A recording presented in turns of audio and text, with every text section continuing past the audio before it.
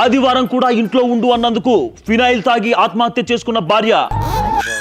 నిన్నే 2 phenyl bottle రూమ్లో పెట్టాను, కొంప తీసి ఇది కదా తాగేస్తున్నాయి అంటే. ఒరే ప్రసాద్, నువ్వు పేపర్లో ఉంది చదువుతున్నావా లేదా ఈ స్టేషన్ చదువుతున్నావు ఎదవా? మీరిచ్చే జీతాలకు ఉన్నవి చదవడం ఎక్కువ, మరి ఊహించుకుని కూడా చదువుతారా? అది కదా ప్రసాద్, ఈరోజు ఆదివారం కదా, మీ అమ్మగారు బయటికి తీసుకెళ్ళమంది, కుదరదే అన్నాను. అంత కోపం వచ్చి గదిలోకి వెళ్ళి తలుపేసుకుందరా. ఒక గదిలో 2 ఫినాయిల్ బాటిల్స్ కూడా నేను కొనిపెట్టాను రా బాబు, అది కాదు తాగేస్తామని భయం వేస్తుంది. అవునా అయ్యగారు? ఇప్పుడు బేసిక్ గా మీకు ఇంటి ఫుడ్ లేకపోతే కష్టం కదా? అవును, చాలా కష్టం రా. మరి జైల్లో ఇంటి ఫుడ్ తీసుకెళ్తారంటారా? జైల్లో ఏంట్రా? అది చచ్చిన తర్వాత మిమ్మల్ని ఎలాగో అరెస్ట్ చేస్తారు కదా. మరి లేకపోతే అది ఆవేశంతో లోపలికి వెళ్ళింది ఊరు వెళ్ళడానికి కాదు, ఊరేసుకోవడానికి. బాబు ఉరేసుకోవడానికా? మరి బాబాయ్ పదరా, త్వరగా వెళ్ళి చూద్దాం, లేదంటే మన ఇద్దరికి కేసు అవుతుంది. మన ఇద్దరికి కాదు, నీకు అవుతుందని చెప్పు. సరే